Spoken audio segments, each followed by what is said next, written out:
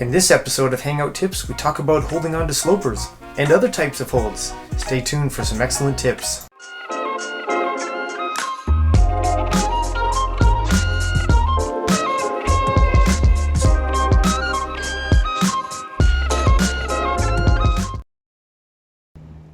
One thing I've noticed when I'm watching a new climber, or any climber really, the thing that we all struggle with is friction. Friction is what's keeping us onto the different holds, and some holds seem easier to hold than others, and it really comes down to friction. Friction itself is a component of two factors: how much force you can squeeze or place onto that rock, and also at which angle the force is being applied.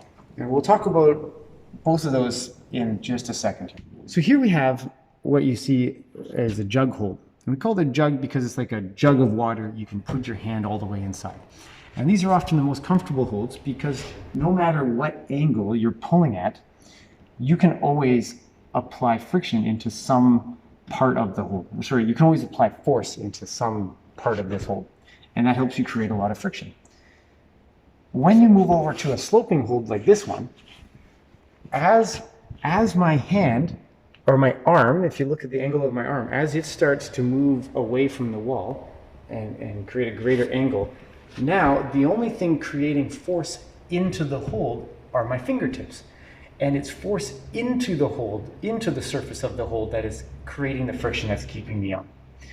If you come across a hold that's sloping, or it doesn't have this in-cut like we talked about before, the main way that you can create more friction is by shifting your body below the hold, so that if we imagine our forearms being the line of force, that line of force is going through the rock.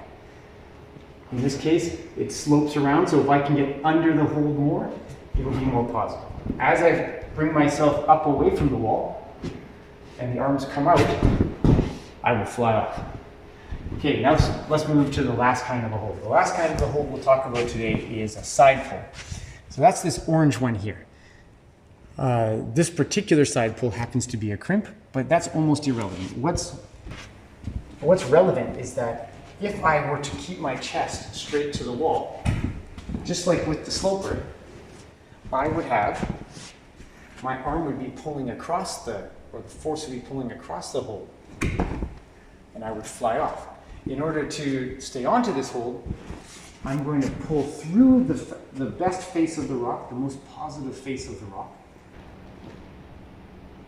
And you can see from the angle of my arm, I'm doing that, and that creates the friction I need to stay on the hold.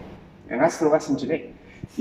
When you come across holds, really look at, in this case, oh, the opening is here. My body should probably be over on this side to hold on. Or if I get to this hold here, the opening is this way, I should bring my body to the other side of this hold so that I can stay on. And if you can shift your body that way and read the holds that way, climbing will be a lot easier. You'll be able to unlock the sequence much quicker. Good luck.